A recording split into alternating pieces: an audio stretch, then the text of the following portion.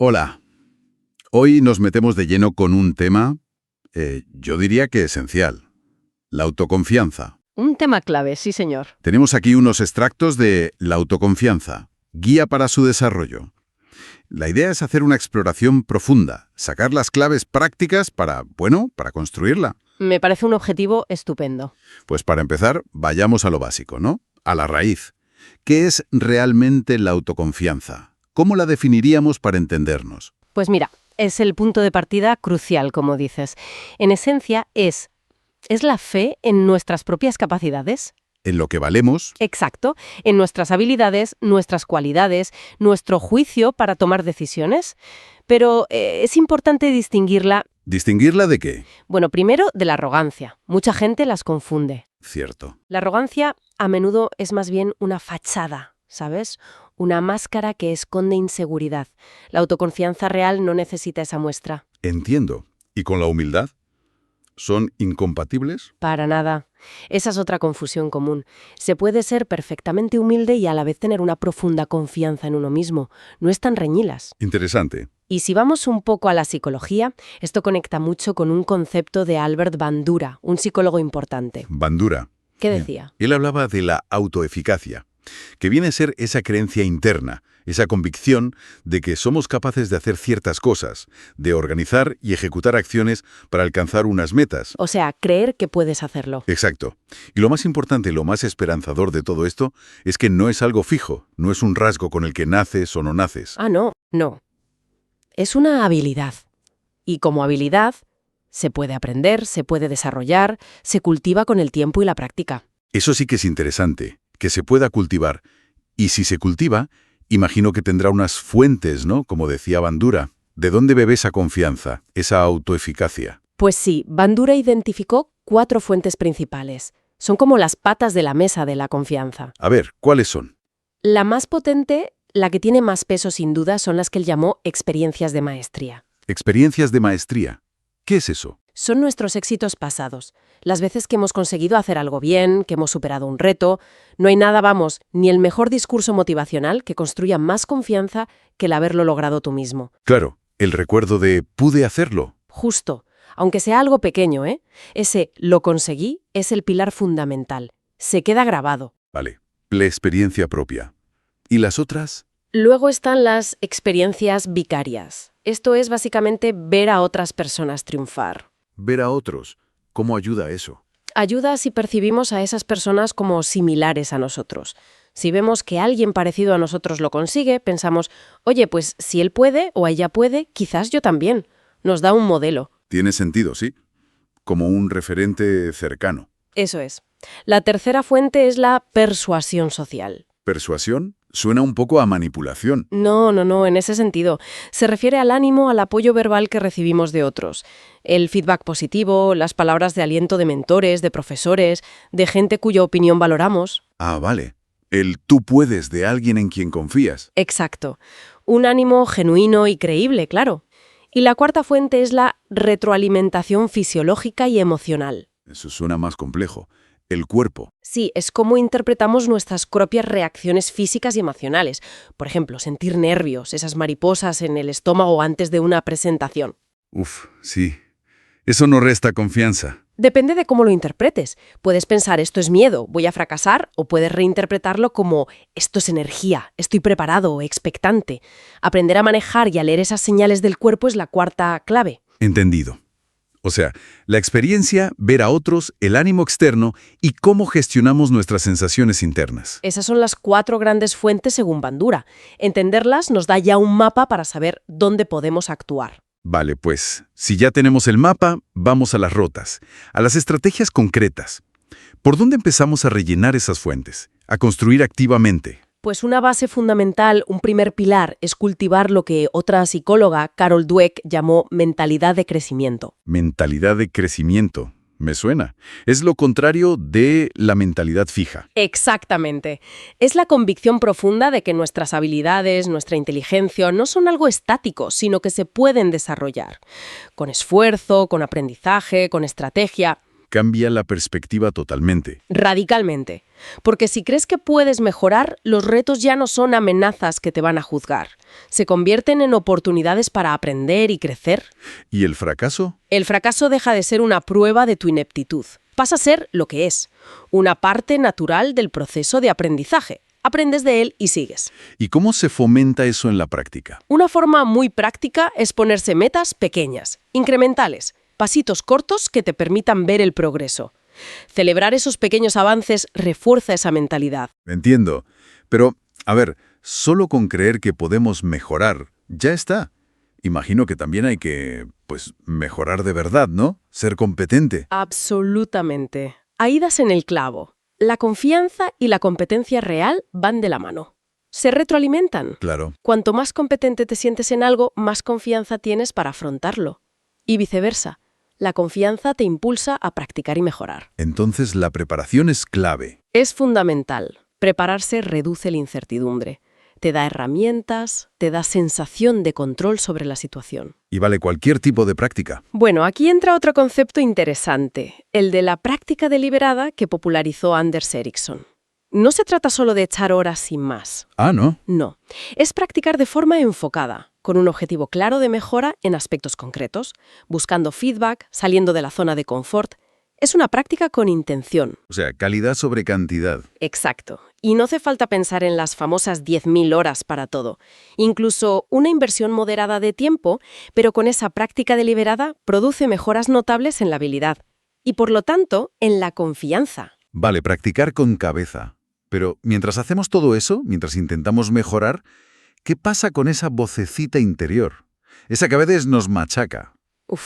El crítico interno. Ese. El que dice no puedes, no eres suficiente, vas a hacer el ridículo. Eso frena muchísimo. Es una barrera enorme, sí.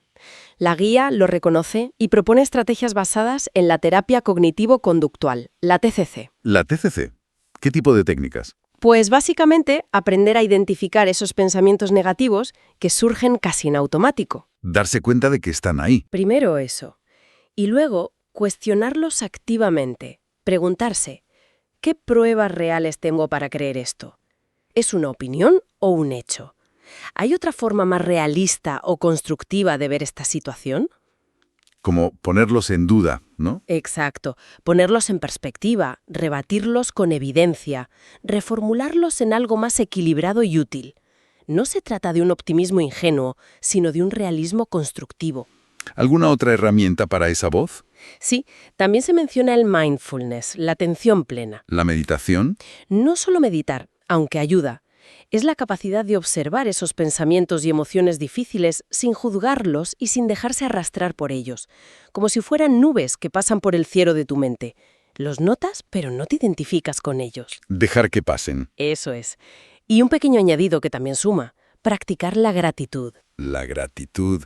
¿Cómo ayuda eso a la confianza? Al enfocarte conscientemente en las cosas buenas que tienes, en tus fortalezas, en lo que has conseguido, aunque sea pequeño, vas construyendo una autoimagen más positiva y equilibrada. Contrarresta la tendencia a fijarse solo en lo negativo. Interesante el enfoque interno. Y volviendo un poco a lo externo, mencionabas antes el apoyo social, la persuasión de otros, como fuente de confianza. Sí, es fundamental. Pero claro, no siempre podemos elegir nuestro entorno al 100%. ¿Hasta qué punto podemos manejar eso? Es verdad que no tenemos control total, pero sí podemos influir bastante. Podemos buscar activamente mentores, gente que nos inspire y nos guíe. Buscar modelos positivos. Y rodearnos, en la medida de lo posible, de personas que nos apoyen de verdad, que nos den feedback constructivo y no críticas destructivas. Unirse a grupos, a comunidades con intereses similares, también ayuda mucho. Crear tu propia red de apoyo. Exacto. Y tan importante como buscar lo bueno es identificar y limitar el contacto con relaciones o entornos que son tóxicos, que sistemáticamente minan tu autoestima. A veces hay que poner límites o distancias. Proteger el espacio propio. También es construir confianza, ¿sí? Cuidar de quién te rodeas. Vale. ¿Y toda esta confianza que vamos construyendo por dentro se nota por fuera? Quiero decir, el cuerpo. Influye nuestra postura, nuestros gestos, en cómo nos sentimos. Se habla mucho del lenguaje corporal. Pues sí, y mucho. Hay una conexión bidireccional muy clara. Tu lenguaje no verbal no solo afecta a cómo te perciben los demás, Que también es importante. claro, sino que también influye en cómo te sientes tú por dentro. Es un bucle. El famoso fake it till you make it. Fingir hasta que te lo creas. Bueno, hay algo de eso, pero con matices. Se menciona la investigación de Amy Cuddy sobre las posturas de poder. Ah, sí, las posturas expansivas. Funciona. La idea es que adoptar posturas abiertas, expansivas, ocupar espacio, hombros atrás, cabeza alta, durante un par de minutos puede generar cambios fisiológicos temporales que aumentan la sensación de poder y confianza. Aunque sea temporal. Sí. Aunque la magnitud y duración de esos efectos hormonales ha sido debatida después, el principio general se mantiene. Adoptar conscientemente un lenguaje corporal más asertivo, Como mirar a los ojos, una postura erguida. un apretón de manos firme, gestos abiertos, todo eso envía señales a tu propio cerebro que refuerzan la sensación de seguridad y crea una mejor impresión en los demás, lo que a su vez te da feedback positivo. ¿Es un círculo? Y supongo que la ropa también influye, ¿no? También. Vestir de una manera que te haga sentir competente, cómodo y apropiado para la situación contribuye a esa sensación general de confianza. Tiene lógica, sí. Todo suma. Pero claro, la teoría está muy bien. Pero luego llega el momento de la verdad. El miedo. El miedo es real, claro. ¿Qué hacemos cuando sentimos ese miedo, esa vulnerabilidad, justo antes de actuar? ¿Qué dice la guía sobre lanzarse a pesar del miedo? Ese es un punto absolutamente crucial y conecta mucho con lo que defiende gente como Brené Brown sobre el poder de la vulnerabilidad. Aceptar que no somos invencibles. Exacto. La guía subraya la importancia de reconocer el miedo, no negarlo. Aceptarlo como una emoción humana normal ante la incertidumbre o el riesgo. Pero Pero, actuar de todas formas. No esperar a que el miedo desaparezca por completo, porque a menudo no lo hace. actuar con miedo. Actuar con miedo. Cada vez que das un paso adelante, por pequeño que sea, enfrentando una situación que te intimida, estás haciendo dos cosas. ¿Cuáles? Primero, estás acumulando esas experiencias de maestría de las que hablábamos.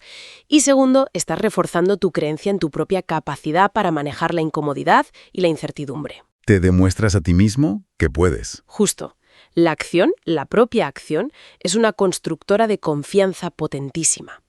Es mucho más efectivo empezar con algo pequeño, manejable, pero empezar ya, que quedarse esperando a sentir una seguridad perfecta que rara vez llega. Empezar pequeño, pero empezar. Esa es la idea. Parece un camino con estrategias bastante claras, la verdad. Mentalidad, preparación, gestionar la voz interna, el entorno, el cuerpo, la acción. Pero identifica la guía algunos obstáculos comunes. Esas trampas en las que solemos caer. Sí, menciona dos que son especialmente relevantes hoy en día, con el mundo digital y todo eso. A ver. Uno es la comparación social constante. Las redes sociales. Exacto. Estar continuamente viendo las vidas aparentemente perfectas de los demás, sus éxitos, nos lleva a medir nuestro propio valor comparándonos. Y casi siempre salimos perdiendo en esa comparación. Mina mucho la confianza. Sí, es fácil caer en eso. ¿Y el otro? El otro es el famoso síndrome del impostor. Sentirse un fraude. Esa sensación persistente de que no mereces tus logros, de que en cualquier momento van a descubrir que no eres tan bueno o buena como pareces, a pesar de que tengas pruebas objetivas de tu competencia. Le pasa a mucha gente, ¿verdad?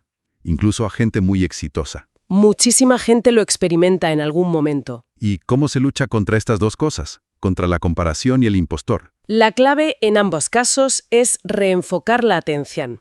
Para la comparación, centrarse en el propio progreso, compararte contigo mismo, con tu yo de ayer, no con los demás, ver tu propio camino y tus avances. Mirar hacia adentro. Y para el síndrome del impostor ayuda mucho llevar un registro de los propios logros. Apuntarlos. Sí, tener un recordatorio tangible, por pequeños que sean esos logros, revisarlos de vez en cuando, ayuda a internalizar que esos éxitos son reales y son tuyos, combatir esa sensación de fraude con hechos. Entendido.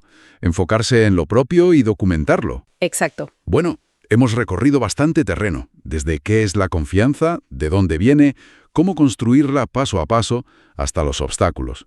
Si tuvieras que resumir la idea principal, la conclusión de toda esta exploración, ¿cuál sería? Pues yo diría que la idea fuerza es que construir autoconfianza no es como llegar a una meta final, a un estado perfecto sin dudas ni miedos. Eso no existe. Es un proceso, entonces. Es un proceso dinámico y continuo. Un viaje. Requiere intención, ponerle ganas. Requiere práctica, sobre todo esa práctica deliberada que comentamos. Y requiere resiliencia. Resiliencia. Sí, la capacidad de levantarse después de los tropiezos, de los fracasos, que inevitablemente forman parte del camino. Aprender y seguir. Entiendo. No es un destino, sino una forma de viajar. Exactamente. Y las estrategias que hemos ido desgranando, que están basadas en principios psicológicos sólidos, nos ofrecen eso, una hoja de ruta, un camino viable para ese viaje. Un viaje que al final es de autodescubrimiento y de crecimiento personal. Muy claro. Un viaje que vale la pena emprender. ¿Y nos dejas con alguna última idea? ¿Algo para que la gente se quede pensando después de esta charla? Claro. Una pequeña reflexión final. Teniendo en cuenta todas estas ideas, todas estas estrategias que hemos comentado, Sí. la pregunta para cada persona sería, ¿cuál es el primer paso más pequeño, la acción más sencilla, más manejable, que podrías dar hoy mismo para empezar a cultivar activamente tu propia confianza? ¿Cuál es ese primer gesto? Empezar por lo pequeño, pero empezar hoy. Me gusta. Ahí lo dejo. Pues muchísimas gracias por esta exploración tan completa y útil. Un placer, como siempre. Gracias por acompañarnos. Si te ha gustado este episodio, suscríbete, dale a me gusta y compártelo con tus amistades.